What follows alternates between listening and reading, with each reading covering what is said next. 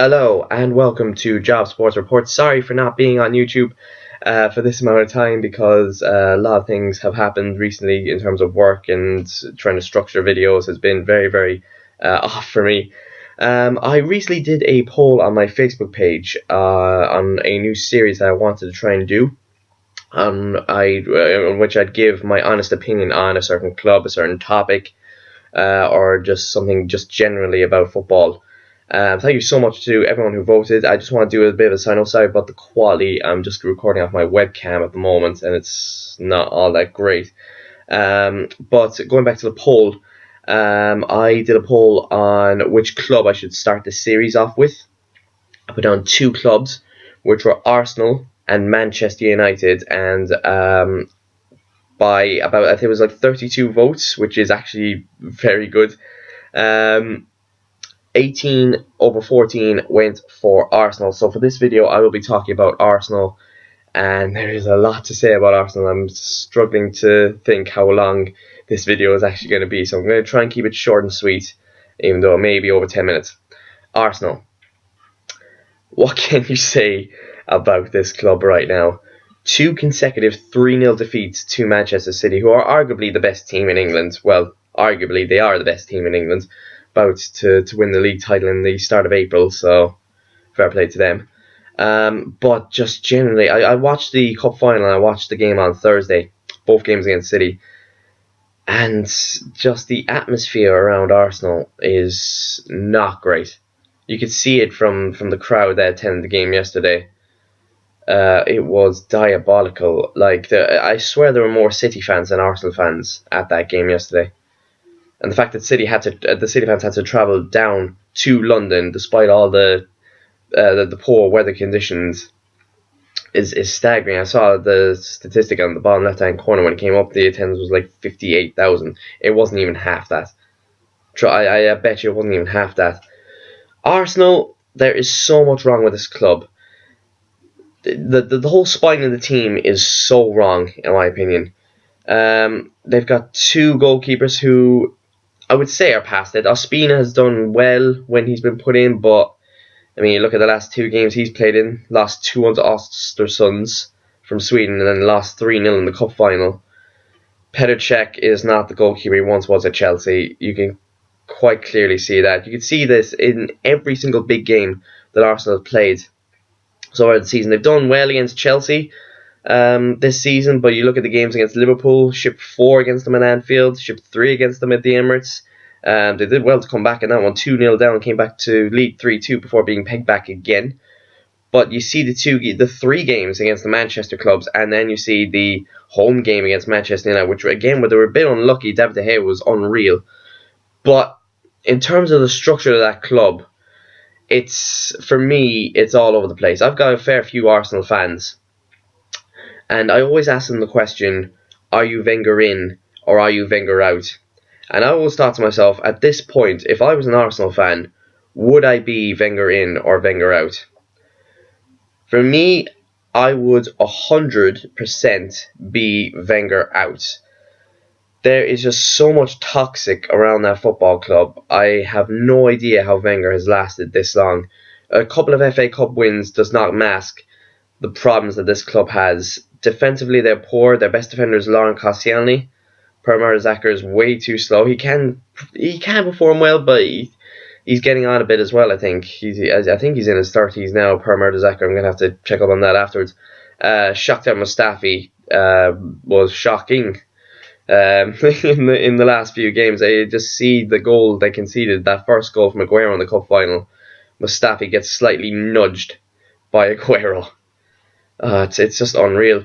I think left back wise they're okay. Sead Kolasinac hasn't been given too much of an opportunity. Nacho Monreal's actually been one of the bright sparks, I think, for Arsenal this season. Hector Bellerin has been very poor. You know, there's been links with him going to Barcelona. Why? He's not that great.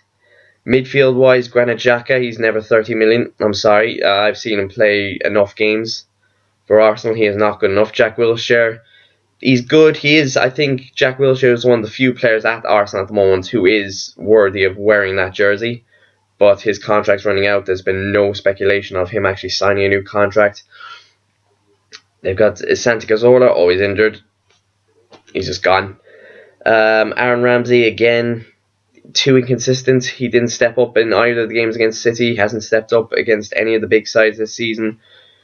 Going up front, Henrik Mkhitaryan, I'm sure he's one of the bright sparks, I think, since his swap deal with Sanchez from Manchester United. I think he could do well.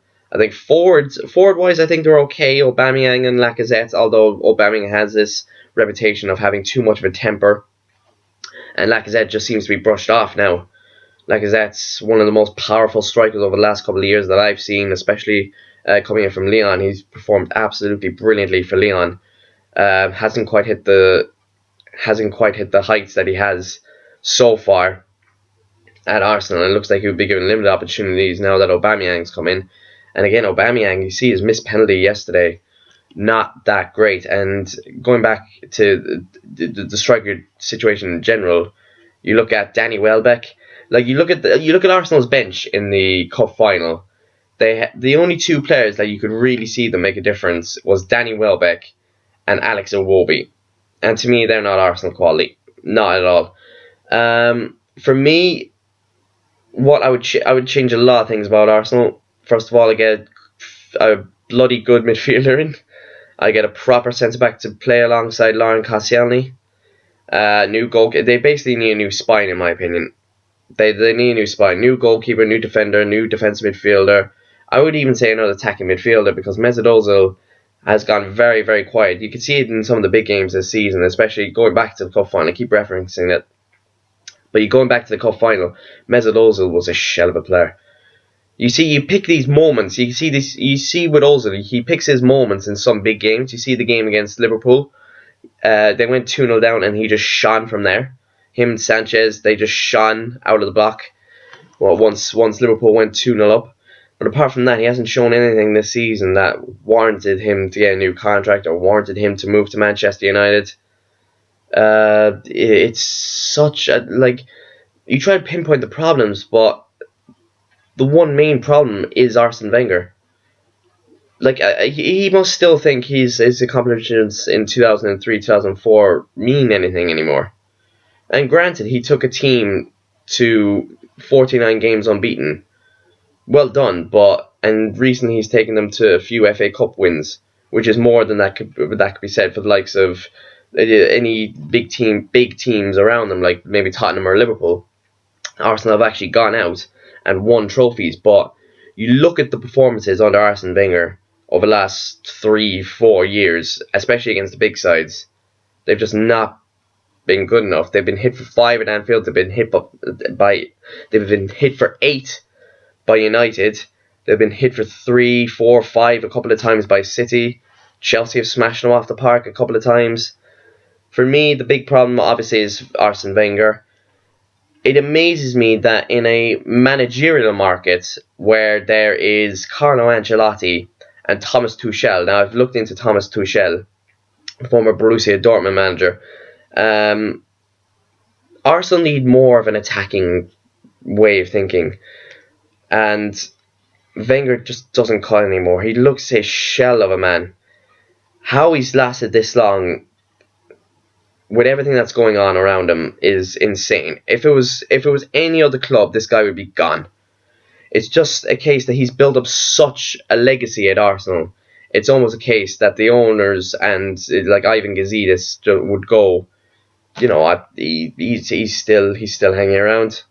He's still going to be here for another couple of years. Why not just chuck some money at him? Let's just keep selling our best players. Sell Sanchez on. Wilshere will probably go in the summer. For me, Arsene Wenger is the biggest problem about Arsenal Football Club.